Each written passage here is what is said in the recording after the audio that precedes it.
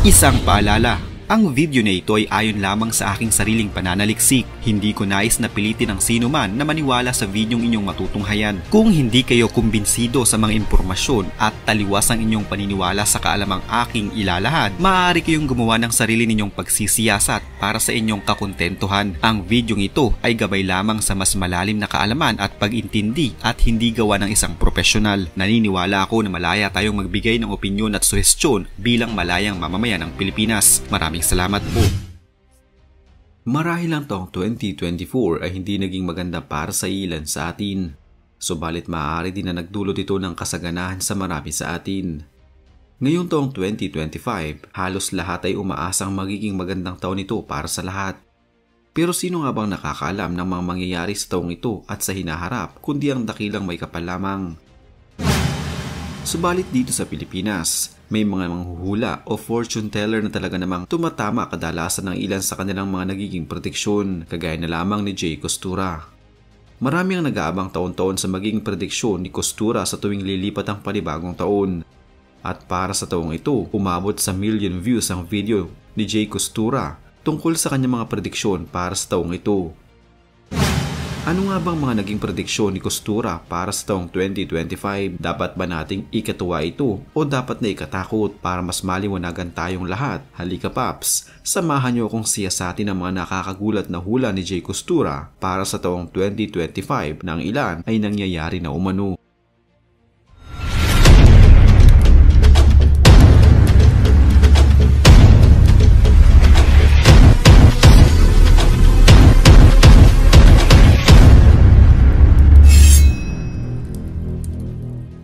Isinapubliko ni Jay Costura ang kanyang mga prediksyon at premonisyon para sa taong 2025 noon pang Nobyembre ng nakaraang taon, at ayon sa kanya, sa una o ikalawang buwan pa lamang ng taong ito ay isang malaking gulo na sa Pilipinas ang mangyayari. Marahil ang tinutukoy niya ay ang pagkakadakip kay dating Pangulong Rodrigo Duterte ng ICC. Dalawang bansa din umano magsasalpukan ng mas matindi ngayong taon na lingid sa kaalaman natin ay nagsisimula na pala ito noon pa mang nakaraang taon. Ayon din sa kanya, dapat daw ay mag-imbak tayo ng ating pagkain dahil sa taong ito umano ay magkakaroon ng Pilipinas ng malaking kakulangan sa sektor ng pagkain ng bansa. Mula sa rice shortage, kakulangan sa supply ng tubig na magiging malaking problema ng ating bansa ngayong taon. Ayon pa kay Jay Costura, marami umano ang nagsasabi na mga card readers at mga taong may mga third eye kagaya niya ay bakit puro lamang negatibo ang kanilang nakikita at sinasabi sa publiko. Nilinaw ni Costura na ang kagaya niya ay gabay lamang at nagbibigay lamang ng mga babala.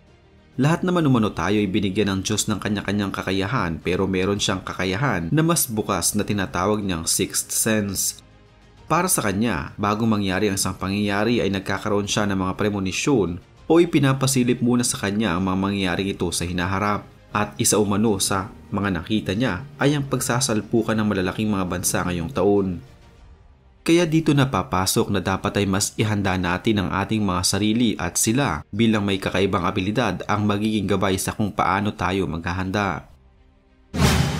Nabanggit din ni Jay Costura na sa paparating na eleksyon ngayong Mayo, magiging magulo umano ang Pilipinas. Bagamat alam ng marami na magulo naman talaga ang politika sa Pilipinas, nilinaw ni Costura na magsisimula umano ang kaguluhan sa politika para sa taong ito sa bansang Estados Unidos at sa ibang mga bansa, tsaka lamang masasangkot ang Pilipinas.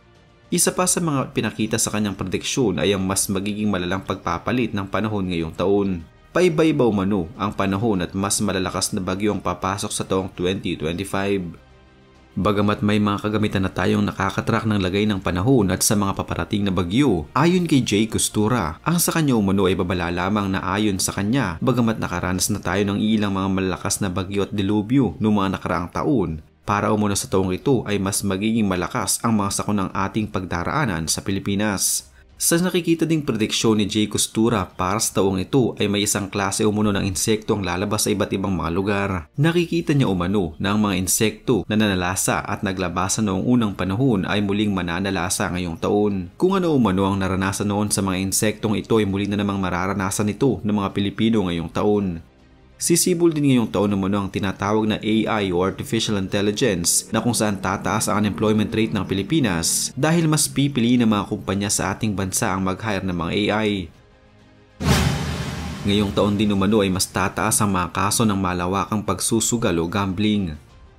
Mas tataas din umano ang krimen sa Pilipinas ngayong taon at ang isa umano sa mga mas tataas ng kaso ay ang may kinalaman sa panggagahasa. Ayon kay Costura, bagamat marami umano ang magsasabi na maaari naman talagang mangyari ang mga sinabi niya at ang lahat umano ng sinabi niya ay tipikal na nangyayari sa ating bansa kahit noon pa man, ayon kay Costura, ang kanyang pagsisiwalat umano ng kanyang mga prediksyon ay gabay lamang at tulong kung paanong paghahandaan ang mga nabanggit niyang paparating na mga problemang kaharapin ng Pilipinas sa taong ito. Ayon pa kay Costura, ang numero umanong 5 sa 2025 ay nangangahulugang malaking tiyan na para sa mundo naman ng showbiz at entertainment ay marami umano ang mabubuntis. May isa din umanong indie actor ngayong taon ang mag-excel sa Hollywood at sisikat umano sa ibang bansa. Ipinakita kay Costura na magkakaroon tayo ng malaking issue pagdating sa pagkain pero nakikita din niya umano na mas tataas ang value o halaga ng pera natin sa pandaigdigang merkado. Sinabi din niya na sa taong ito ay magiging madalas ang volcanic eruption o pagputok ng bulkan hindi na lamang sa Pilipinas kundi maging sa ibang mga bansa. Maaaring sabay-sabay umano ito o di kaya ay mas malala pa. Magkakaroon din umano ng isang misteryosong sakit na ang pinakamaging apektado sa bahagi ng ating katawan ay ang ating mga mata. Isa umano itong uri ng bagong virus na ang mata ang magiging pinakapuntirya. Sinabi din ni Costura na pagdating sa politika naman ay may isang babae umano ang aangat na inaasahan niyang mangyayari ngayong taon na din. Magkakaroon din ng mga bagong tuklas ng mga artifacts sa Pilipinas lamang matatagpuan. May mahuhukay umunong mga buto ng mga sinaunang tao o di kaya mga lumang mga kagamitan. Para umuno tayong babalik sa nakaraan kaya dapat na maghanda. Kaya umuno sinasabi niya na kailangang magtipid tayo ng tubig dahil sa kung naranasan natin noong taong 2024 ang sobrang init sa pagpasok pa lamang ng mga unang buwan nito. Ngayong taon umano ay mas dodoble pa ang ating mararanasang init kaya dapat lamang na magtipid tayo ng tubig. Mas lalala umano ang tagtuyot sa Pilipinas at marami mga kapatagan ng halos hindi na mapakinabangan dahil sa wala silang tubig na magamit para sa kanilang pagtatanim. Ang ganitong klase ng mga sitwasyon ay maaaring maging dahilan din kaya magkakaroon tayo ng shortage pagdating sa ating bigas.